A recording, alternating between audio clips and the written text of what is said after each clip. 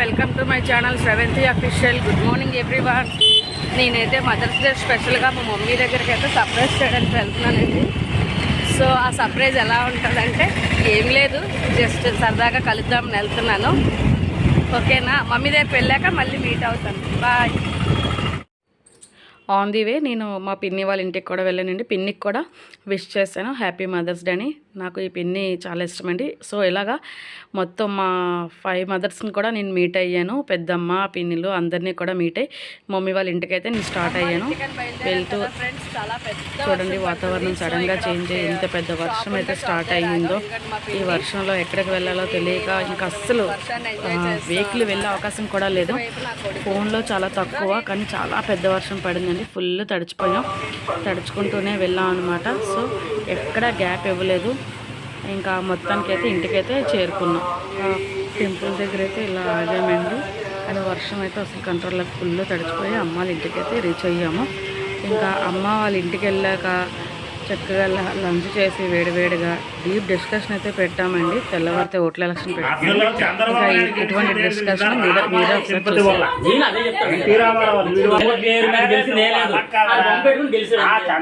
నాయుడు రామారావు బొమ్మ పెట్టుకోడు చంద్రబాబు నాయుడు, వైఎస్ రాజశేఖర రెడ్డి బొమ్మ పెట్టుకుని జగన్. ఎందుకే నువ్వు ఎవరికి సపోర్ట్ చేస్తున్నావు చెప్పు? టీడీపీకి. మరి అందరూ జగన్ గారు అంటున్నారుగా. జగన్ చేసిన వాళ్ళు జగన్ అమ్మ. నాకు సంబంధించి టీడీపీకి వెళ్ళాలని నేను కోరుకుంటున్నాను. ఎవరు మనసులో ఉద్దేశాలను బట్టి వాళ్ళు అంటే ఏదైనా మన ఇప్పుడు మన రాష్ట్రానికి మంచి సీఎం. మా వైజాగ్ కి ముదురు టైంలో ఎవరు సాయం చేయలేని టైంలో, సెంట్రల్ గవర్నమెంట్ కూడా లాభాలు రాని టైంలో మాకు చంద్రబాబు నాయుడు దగ్గరుండి మొత్తం క్లియర్ చేసి ఇక్కడ ఉండి చేశాడు కాబట్టి నేను చంద్రబాబు నాయుడు చేద్దాం. జై జనసేన. జనసేన ఇక్కడ అభ్యర్థి లేడు కాబట్టి జోలి టీడీపీ. జనసేన అభ్యర్థి ఉంటే కంపల్సరీ జనసేన అభ్యర్థి వేస్తావు. ఫ్యాన్ వేస్తావా? ఎందువల్ల అంటావు? ఎందువల్ల అంటే చెప్పాలంటే ఏవో ఉంటాయి. దగ్గరకు వచ్చి రేషన్ బియ్యం ఇస్తున్నారు కదా, ఇంటికి వచ్చి పింఛన్ తలుపు వచ్చి రేషన్ ఇస్తున్నారు. తర్వాత ఇదండి మా ఫ్యామిలీలోని డిస్కషన్ కూడా ఇలా జరగలేదు. నాయకులందరూ కూడా మాకు డబ్బులు పంచమని చెప్పి వాళ్ళే తినేసారు. ప్రెసెంట్ టీడీపీకి వేస్తున్నామ్మా. ఏంటండి ఏమంటే మనకి ఇక్కడ లోకల్ వ్యక్తి చూడండి, మా మమ్మీ ఏమంచి జగన్ అంటున్నారు, మా డాడీ ఏమంచి టీడీపీ అంటున్నారు. హైదరాబాద్ ఉంటాడు.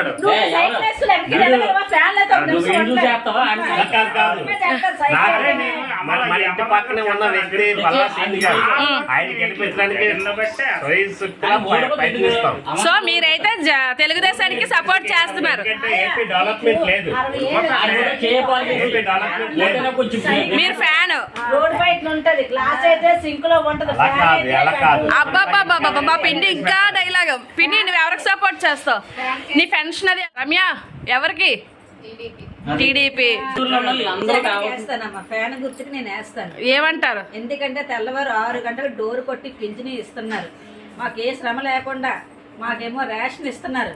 ఏంటి అందుకోసం పింఛని రేషన్ ప్రతి ఒక్కటి కూడా చక్కగా మేము. మరి యూత్ అందరూ కూడా దెబ్బలాడుతున్నారు కదా పిన్ని, కూడా మాకు ఇస్తున్నారు. మాకు ఖర్చులకు మాట అది మా ఏదైనా. అవును, అవన్నీ చంద్రబాబు నాయుడు కూడా ఇస్తాను అంటున్నాడు కదా. చంద్రబాబు నాయుడు ఇచ్చినా సరే వైఎస్ రాజశేఖర రెడ్డి గారి అభిమానులు మేము. ఆయన మీద ఉన్న ప్రేమ, జగనన్న మీద ఉన్న ప్రేమ, జగనన్నకే మేము వేస్తాం. అలాగంటారా?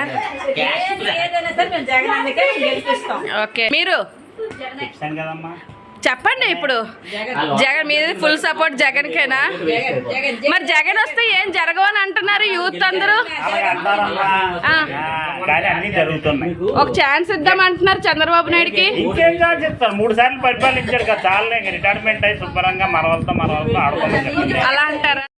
సరదాగా మా ఇంట్లో జరుగుతున్న డిస్కషన్ మీతో షేర్ చేసుకున్నానండి. మనమైతే సరైన నాయకుడిని మనం ఎంచుకోవాలండి. మన ఓటు హక్కు మన హక్కు. సో నా ఫుల్ సపోర్ట్ అయితే టీడీపీకి. ఇందులో ఎటువంటి మార్పు ఉండదు. కొత్త పరిపాలన కోసం వెయిట్ చేయాలి.